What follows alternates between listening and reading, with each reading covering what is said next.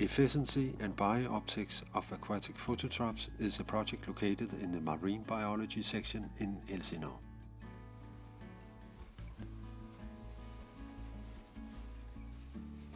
The project has several implications.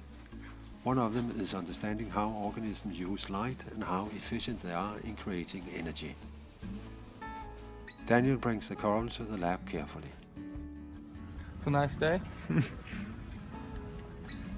Daniel has worked with the OCT technology for several years. What we can see here is a coral, a fluorescent coral, in seawater, and it's basically connected to this OCT system. So that's an imaging technique that allows us to look inside the tissue. That's one polyp here, and that's the opening, the oval mouth. And all the green things here by the side, they're called fluorescent pigments.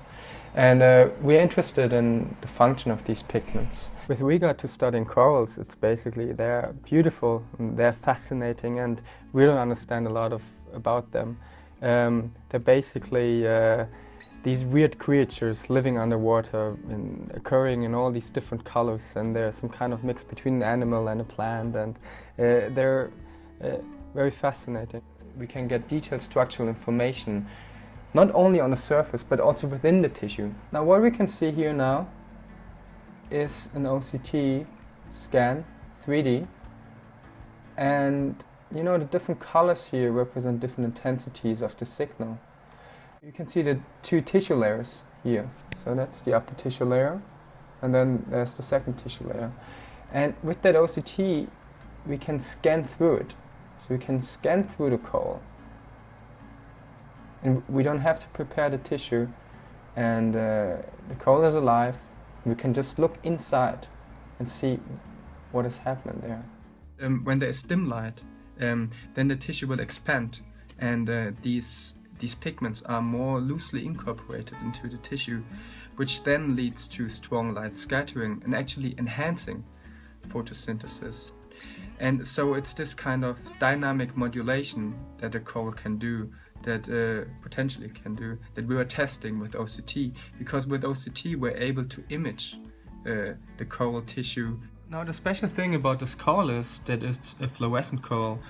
What that means is basically, if we make this dark here for a second, and now we shine blue light onto it, you can see how the fluorescence pops out. So that's basically caused by these, they're called green fluorescent pigments, that absorb light in the blue and then re-emit it at a higher wavelength, which is green in this case. The challenge with understanding photosynthesis in these organisms is that they have complex tissues that modulate the light environment strongly.